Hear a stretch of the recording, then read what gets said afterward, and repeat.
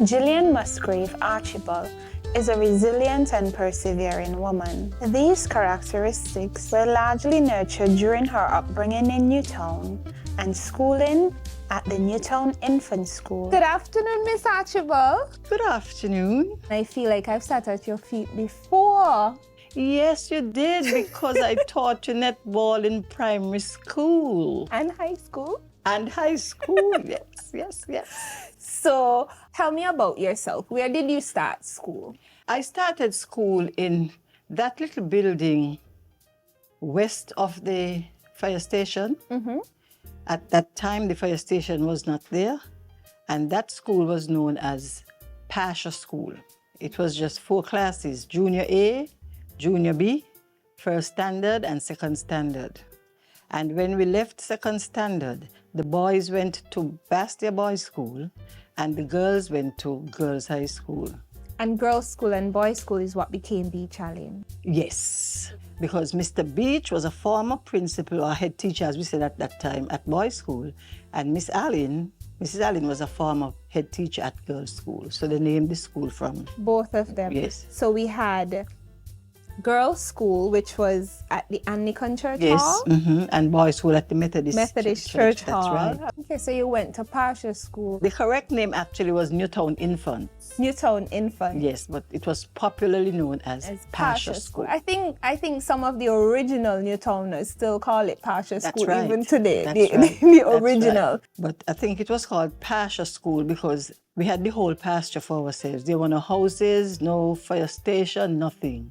So our break time, that's where we used to play, on the pasture. And there weren't lots of traffic at that time, so you could run across and run back over and things like that, yeah. Okay, fantastic. So Pasha School, girls' school, St. Kitts High School. Yes, Girls High School, yeah. Tell me about St. Kitts Girls High School. I've never heard about that. Girls High School, as we knew it then, you had to do a common entrance exam. Really? In order to enter, yeah. And in most cases, the elites of St. Kitts used to get to it. After a while, it started breaking down because Pasha School and girls' school and boys' school used to have children who were very bright. So girls' high school was an actual high school. High school for girls only. Girls only. Yeah. And it was common entrance. Common entrance exam to enter. Our motto was ready to serve.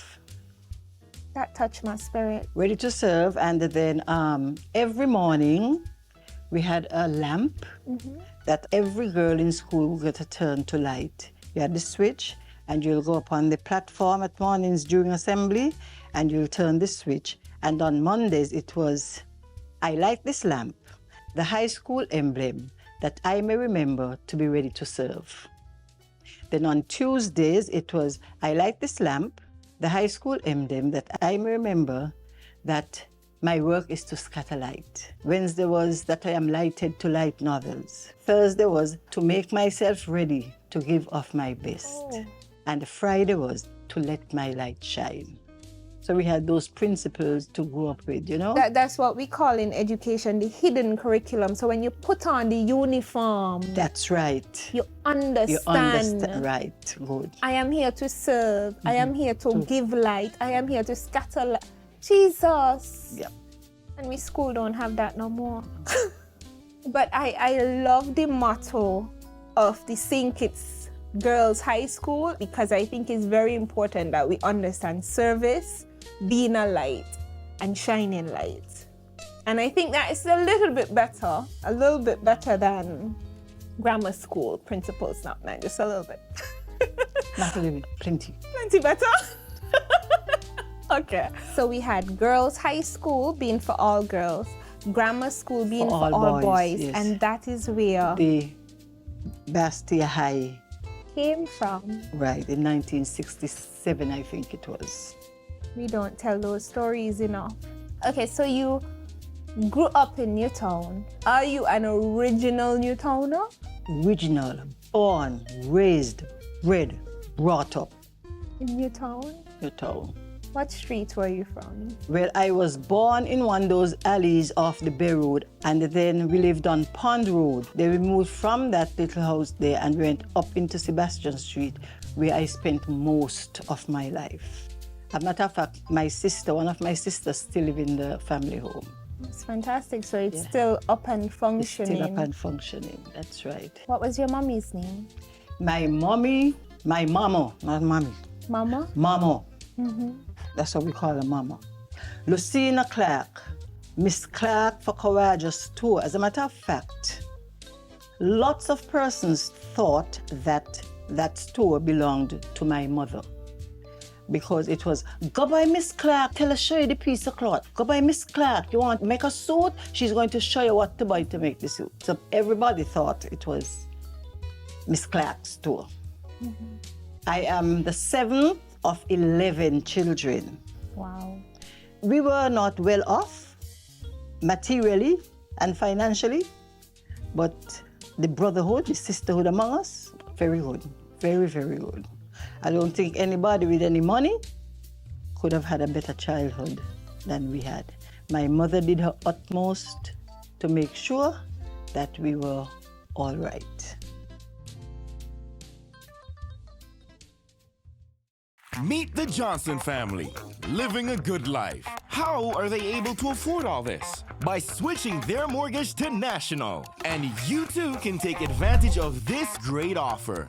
Yes, National Bank's Switch Mortgage will make your dreams a reality with the lowest interest rates guaranteed. You will have more disposable income than ever before. Imagine the possibilities. National Bank Switch Mortgage makes all the difference. Come home to National Bank and get your Switch Mortgage today. Limited time offer. Terms and conditions apply.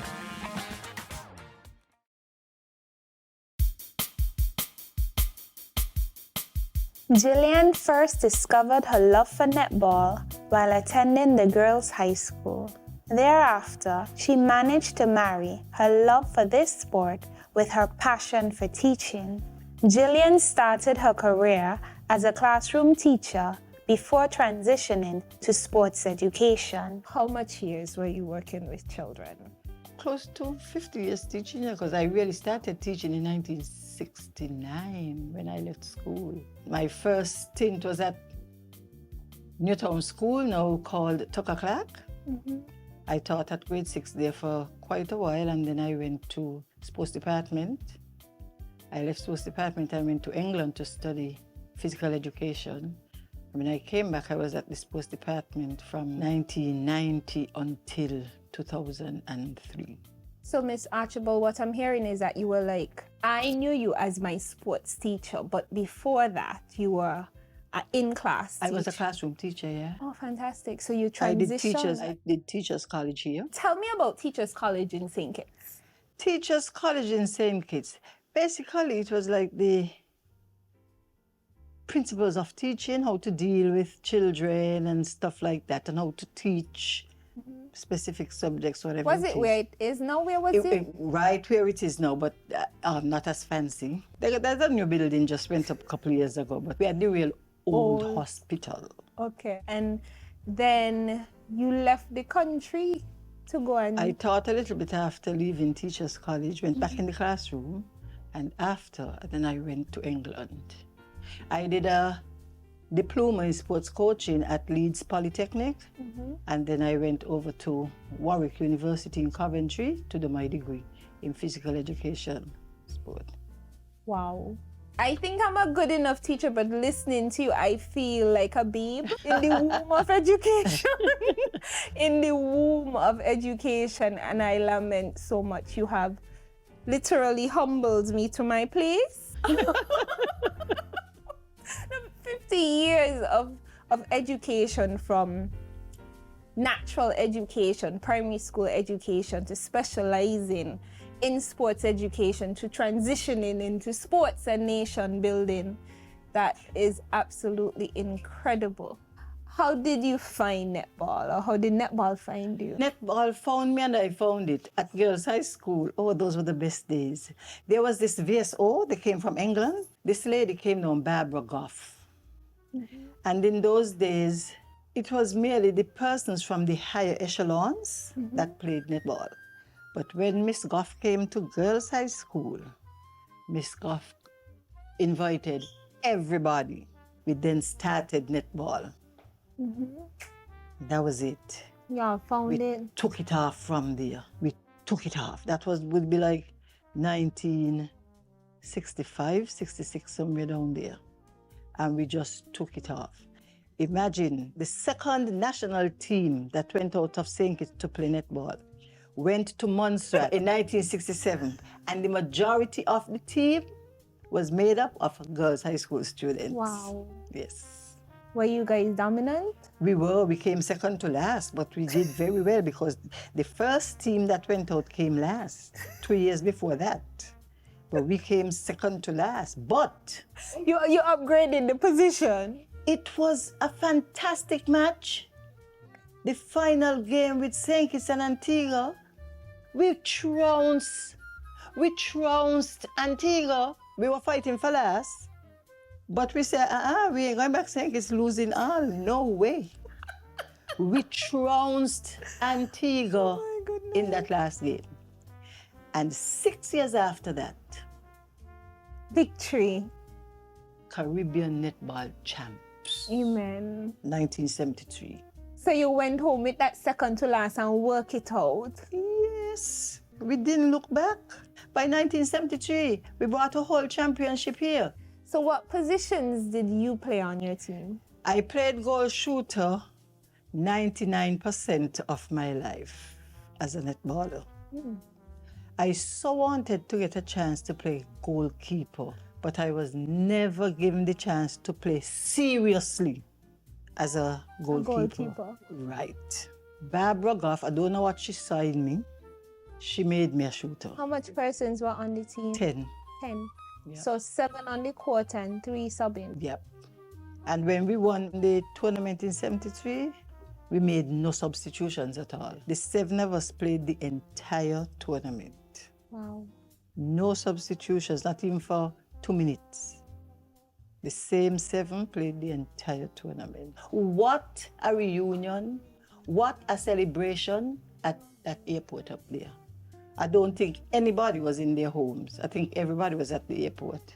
Waiting for their girls. Waiting for the champions. Wow. It was a sight to behold. With tears came out a lot of us eyes when we stepped off the plane. We could imagine the support we had home. And then St. Kitts Netball won 2 championships after that, both under 23. OECS championships, under 23. The first one, they won in Nevis in 2009. I was the coach. And the second one, they won right here in St. Kitts in 2011. I was the assistant coach manager. So I did what I had to do and I did it my way. I have no regrets except that I had a bad knee. But when you're in sport, anything could happen. National Home Loans. Get your dream home. All could be yours. Walk through the door. Come take what you need. Get you the keys. All could be yours. What you deserve. National Home Loans. Get your dream home. Get your dream home. Right it. Get your dream home. National Home Loans. Get your dream home. National Home Loans. Home ownership made easy. When you're with National, you're home.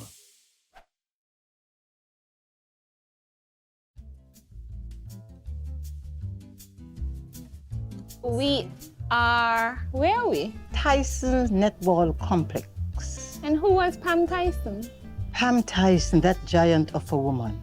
She was netball president for just about 30, 40 years. She told me she played as a schoolgirl. I think it was from Miss Pratt School. And made a huge impact. Significant impact and contribution to the development of netball. I think it's a Nevis. And you are here making an almost 50-year contribution. So from one giant to the other. Yep. And we're in this amazing complex. You said before it was here and it was so built up. Where was it? What was it like? Just to the east of where this is, and we played on grass. On grass? Yeah, played on grass. And when was it? When did we get the triple court, hard court? We got this, well, I think it was just a double court in 1972. Yes. The Caribbean Netball Tournament Championship was held here in St. Kitts, and the government, under the leadership of Mr. Robert L. Bradshaw, organized to get the hard courts in place. Okay. And so you were a prolific player. I would consider you a national icon. Tell me about coaching, high school coaching in St. Kitts. What was your coaching at high school like?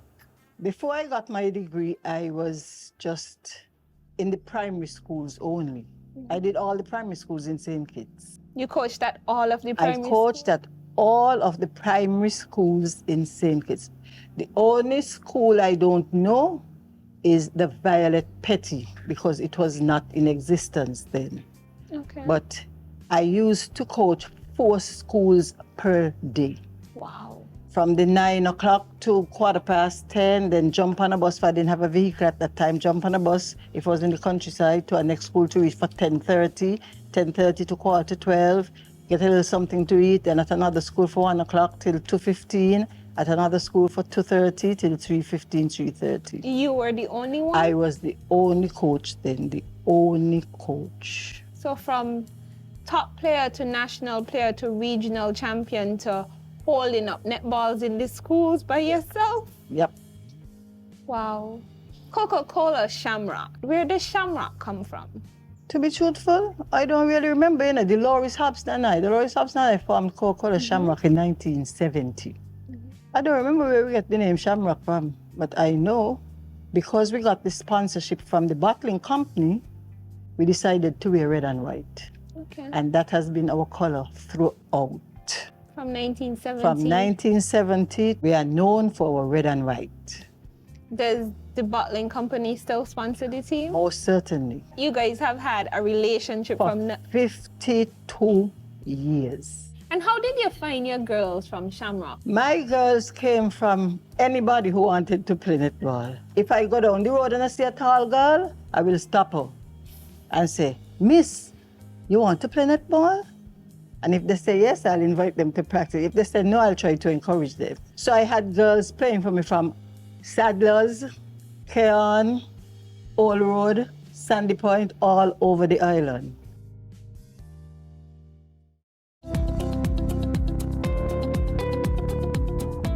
First Federal Cooperative Credit Union, we have a one-of-a-kind business solution that will simplify your business operations and increase your cash flow. Here's how. Earn 0.5% interest per annum paid monthly on your checking account. Get your first checkbook free. Pay no monthly maintenance fees. Get a pre-approved business line of credit. Get a pre-approved Ubiquity MasterCard credit card. Enroll automatically in our Business Rewards program. Pay no fees for our 24/7 depository service. Get free cash management services. Take advantage of our free payroll services. Take advantage of our business advisory service. So what are you waiting for? Visit your nearest branch to open your Business Builder account today. At First Federal, we say yes to building your business.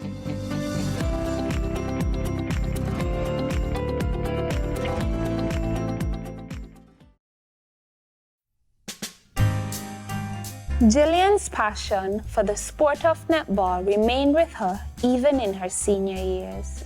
For old time's sake, I received some goal shooting tips from the icon herself. You can't just stand up straight and shoot. You have to dip and come up. Look at it. Oh, It stays. Shake the pole. Okay. never thought of that. Come a little near. Right. Here, Right. 2 Right now. foot, Right. right foot leading. Okay. Bend, It bend, and bends. up. Bend and up, And ball release with your soft. fingers. Almost. Wait. Okay, wait, let me see. Down, up. A little bit more, a little bit more. You're leaving your fingers behind. Push your fingers when you go. Okay? She'll get it. Give her a chance. Erase all of those, you know? I was a goal defense. Down, up.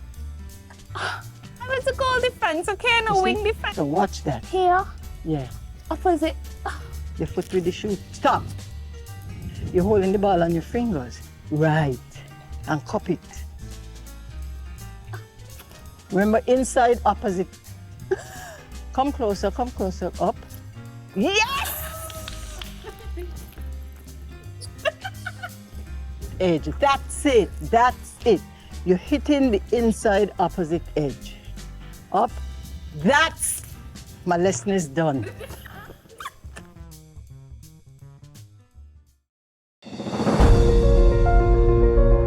Caring for you comes naturally. It's a role I cherish deeply. That's why we put you first. When I walk through the doors of First Federal, I carry with me a heart of commitment. That is why we put you first. The patience that I have learned from work-life balance benefits my daily interactions because every member matters to us. Hi, can I have a minute of your time? Of course, we are here for you. Okay. Remember, we listen to your needs. My dedication to your needs is our #1 priority. We are leaders. We are nurturers. We put you first.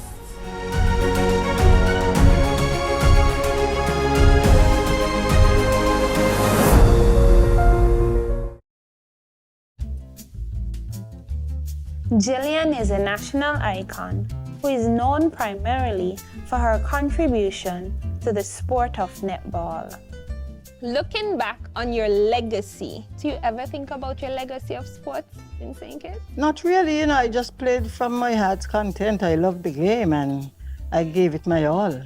So you never thought about your legacy? Not really. From your time and your almost 50-year, almost a half-century contribution to netball, do you have any regrets when it comes to this sport? When it comes to the sport, no. I have no regrets. It's a pity I couldn't play a little longer.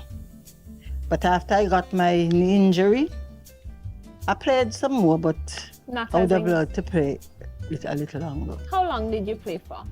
Netball. I played for St. Kitts from 1967 until 1985 in Nevis. When the Caribbean tournament was held in Nevis, that was my last championship for St. That was Kitts. after your knee injury? After, yeah. You have no regret with this sport, only that you wish you had time to play more if you didn't have the injury. Yep. Do you have any regrets in life in general? The only regret I have really is that I think I wasted too much time. I should have gone to study earlier. But really no major regrets. We all make mistakes in life, but nothing that I would say is a real regret and this did. No, not really. I am glad that I was able to help a lot of the young ladies in St. Kitts. Some of them find I'm very hard and things, but to play sport to a high level, you have to be disciplined. That is true. And maybe I don't say the right things, but my whole idea was to get them to understand. To play sport, you must be well organized. Life has taught me to help whomsoever you can, irrespective of their background. Each of us has a destiny to fulfill. And some of us just need someone to tap into us to get it out. And what is your advice what would you tell your daughter, your granddaughter, and every young woman and young person if you had a chance to talk to all of us? What would you tell us? If your mind can conceive it, you can achieve it. Go for your dreams. Do not let anybody deter you. Something out there is waiting for you. Something out there has your name on it. There are lots of names that have been taken already, but there are more out there.